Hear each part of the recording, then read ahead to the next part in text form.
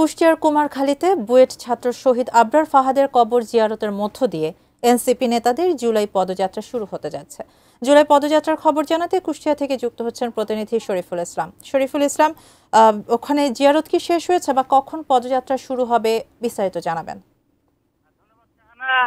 আপনি যেমনটি বলছিলেন, পদযাত্রা এখনো শুরু হয়নি, যেহেতু আমি এর আগেও বলছিলাম আপনার মাধ্যমে দর্শকদের জানিয়েছিলাম যে কুষ্টিয়ায় বেশ সকাল থেকে গুড়ি গুড়ি বৃষ্টি হচ্ছে। কিছুক্ষণ আগে মুষলধারে বৃষ্টি হয়ে গেল, এখনো বৃষ্টি পড়ছে। আমি এখনো এনসিপি নেতৃবৃন্দ যে বুয়েট ছাত্র আবরার শহীদ আবরার কবর জিয়ারতের মধ্য দিয়ে দিনব্যাপী আজকের যে কর্মসূচি, পদযাত্রা, পথসভা, বিভিন্ন কর্মসূচি যে পালন করার কথা, সেই কর্মসূচি এখনো শুরু হয়নি।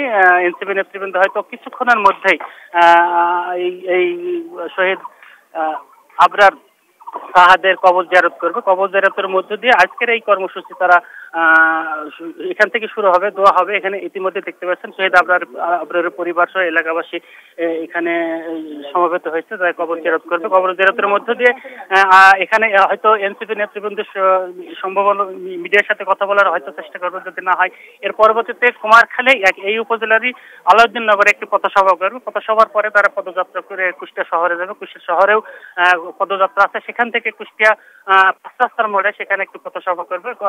এই পর্যন্ত আমরা তাদের কর্মসূচির কথা জানি। যেহেতু কর্মসূচি সকাল 9টা থেকে শুরু হওয়ার কথা ছিল, এখন পর্যন্ত যেহেতু শুরু করতে পারে নাই, পরে কর্মসূচির হয়তো কিছু পরিবর্তন আসতে পারে।